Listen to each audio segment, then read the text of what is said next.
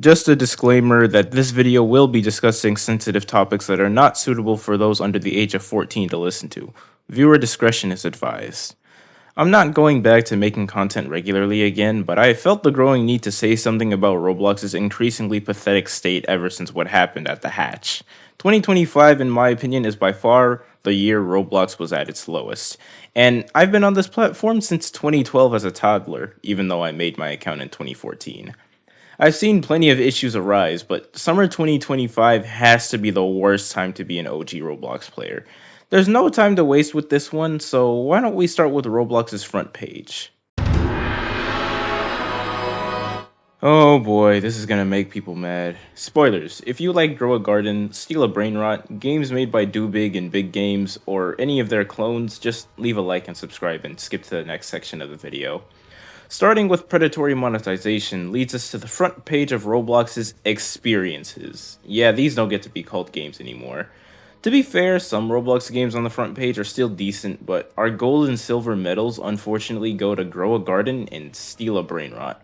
Grow a Garden is just an ugly gardening simulator with plenty of predatory purchases such as the seed shop, having a limited stock that refreshes periodically, which can be ignored with Robux, common mutations in order to farm engagement from children, and the whole shebang of pay-to-win bullshit like the starter packs, pets, etc. Meanwhile, Steal a Brain Rot is just a stolen copy of Steal a Character with Italian Brain Rot, substituting boredom with unbearable torture. I assumed the bronze medal would go to Blox Fruits, but after the whole Dragon Fruit scandal, I doubt I need to talk about that. Creativity is definitely dying on this platform, and this couldn't be made more clear thanks to the nominations for Roblox's Innovation Awards. I know nobody takes these seriously ever since they changed the name from Bloxy Awards to Innovation Awards, but this is still a large red flag for Roblox as a platform. Grow a Garden and Steal a Brain Rot were both nominated for Best New Experience and Best Creative Direction. These dumpster fires are about as creative as my big toe, so I know the only cracking going on during the hatch was the crack that these guys were inhaling. Not only that, but Grow a Garden also got nominated for the following: Best Simulator, Best Use of Tech, and Best Roleplay and Avatar Simulator. You grow veggies and fruits, so where did you find the meat to ride? Speaking of which, you want to know how much money these games are making? You can usually calculate how much Robux a game gets, at least from my experience, by multiplying its average player count that day by 100. So let's say Grow a Garden has 2 million concurrent users on average every single day. We would multiply that by 100 to get 200 million Robux. The exchange rate for Robux into USD is that 1,000 Robux equals $3.50. 200 million divided by 1,000 is 200,000, and that times 3.5 is 700,000. 700,000 USD in a single day. The things we could be doing with that kind of money. I know it doesn't all go to like a single person, but that is insane. It takes the average person like 8 years to make that kind of money, and they make it in 24 hours. Where did we go wrong, man? This really just solidifies the stance that the Innovation Awards are simply a popularity contest and nothing more. They have no right to hold any weight in the Roblox community, and even though there were some decent nominees here and there, these nominations just make me want to cry.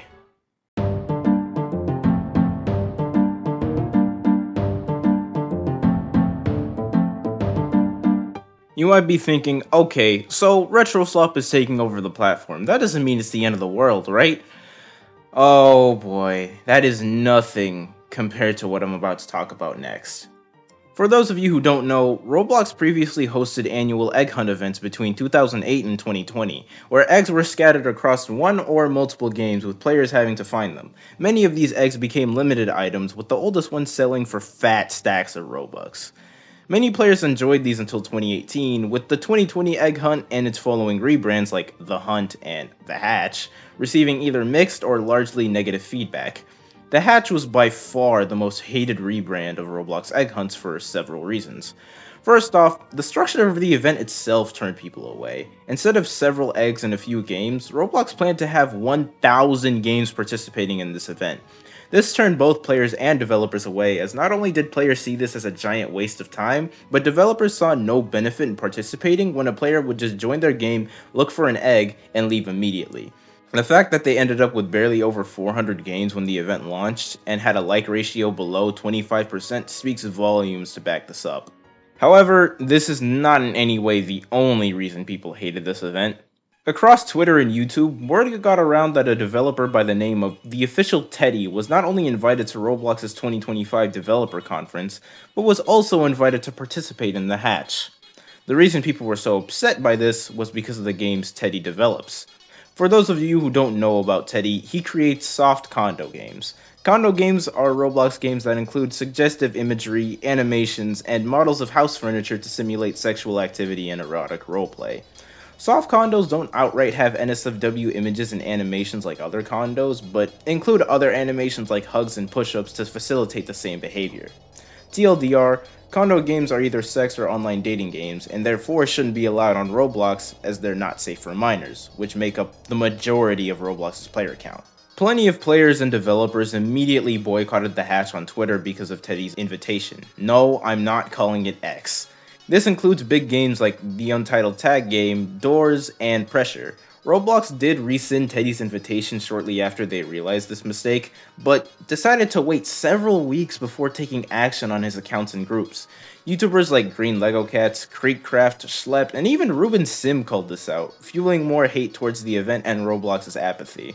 Eventually, Roblox did take action on Teddy's account, games, and group 3 weeks after the hatch was teased and people discovered Teddy was invited. Everyone was wondering why it took so long for Roblox moderation to do its one job right, but Roblox also made a blog post explaining their side of the situation. After 2 paragraphs of lies and corporate ass-kissing, they explained that instead of taking immediate action, like someone with common sense would, they negotiated with the official Teddy to make his games comply with Roblox TOS, and he managed to successfully comply? They even say that if someone else can run his games, which only exist to sexually exploit children for profit, that they can be playable. Why? Your TOS prohibits dating and erotic activity, which is what this game is specifically made for. Where are your spines? Actually, the worst part about all of this is by far the fact that it was just the tip of the iceberg. Pretty soon after the hatch concluded, Roblox would firmly root their stance on child safety into our heads.